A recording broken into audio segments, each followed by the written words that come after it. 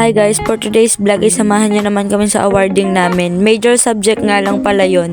Dito nga pala sa subject na to ay marami talagang bumabagsak kaya pahirapan na lang magkaroon ng top dito. Guys, discussion nga pala muna kami dyan dahil mamaya pa kami bibigyan ng award. Kanina pa pala kami nag-awarding, inuna ko lang tong discussion namin kasi nga para naman may exciting, 'di ba? Guys, kung nakikita nyo may emoji dyan, wag nyo na lang pansinin, gusot kasi yung suot ko. Pero pag nakaupo lang naman ako.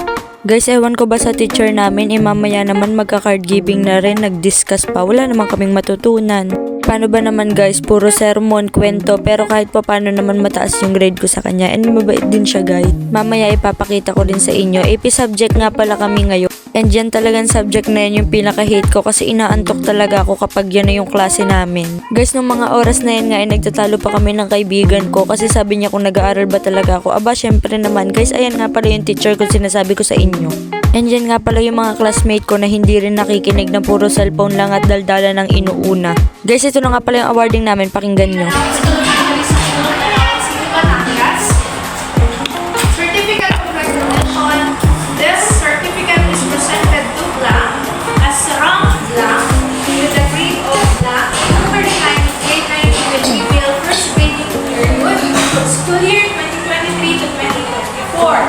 Given this 21st day of December 2023 at announced with officially school of City Batangas, signed by your Sabili and our Master Teacher 1 ICTV Department from Maribel. Okay, ito ang nakapasok lang sa first 10. First 10 na mataas sa grade. Basta nakasampu ako, tigil na. Okay?